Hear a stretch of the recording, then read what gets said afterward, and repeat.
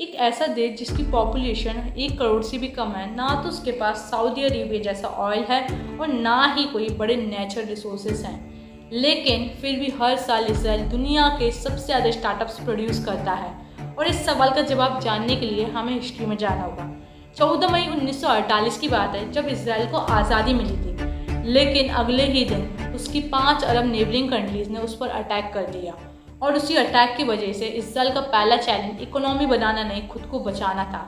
तब इसराइल ने डिसाइड किया, अगर हमारे पास नेचुरल रिसोर्सेज नहीं है तो क्या हुआ, हम अपने पीपल्स को ही अपना रिसोर्स बना देंगे। इसलिए इसराइल ने सर्वाइवल करने के लिए सबसे पहले एक मिलिट्री मैंडेटरी शुरू किया, जिसमें हर साल 60,000 से ज़्यादा यंग पीपल्स को आर्मी में सर्व करना पड़ता है। उनमें से एक मैन को 32 मंथ्स तक सर्व करना पड़ता है और एक भाई वुमेन को 24 मंथ्स तक सर्व करना पड़ता है। लेकिन सबको बॉर्डर पर नहीं भेजा जाता है। जो टैलेंटेड स्टूडेंट्स होते हैं उन्हें यूनिट 8200 जैसे एलाइड टेक्नोलॉजी में भेजा जाता है। एक्चुअली यूनिट 8200 को ना माइक्रोसॉफ्ट और साइबर सिक्योरिटी लैब भी समझ सकते हो, जहाँ पर 18-20 साल के engineers real life hacking, AI और इंटेलिजेंस प्रॉब्लम्स को सॉल्व करते हैं और इसी एक्सपीरियंस के साथ वो बाद में खुद का स्टार्टअप शुरू करता है। लेकिन स्टार्टअप के लिए सिर्फ आइडियाज़ काफ़ी नहीं होते, उसके लिए फंडिंग की भी ज़रूरत होती है और ये फंडिंग बैंक से नहीं, वेंचर कैपिटल फर्म देती है।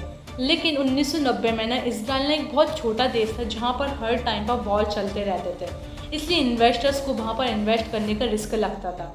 इसलिए 1993 ने गवर्नमेंट ने ना यूज़मा फंड लॉन्च किया, जिसमें एक्चुअली मान लो किसी प्राइवेट इन्वेस्टर को एक स्टार्टअप लॉन्च करना है, लेकिन उसे अपने रिस्क को डाइवर्सिफाई करना है, तो वो गवर्नमेंट के पास जाता है और गवर्नमेंट ने उसे मैंडेटरी 40% इन्वेस्ट करता है फुल अमाउंट का, और बाकी का 60% कंपनी इन्वेस्ट करती है।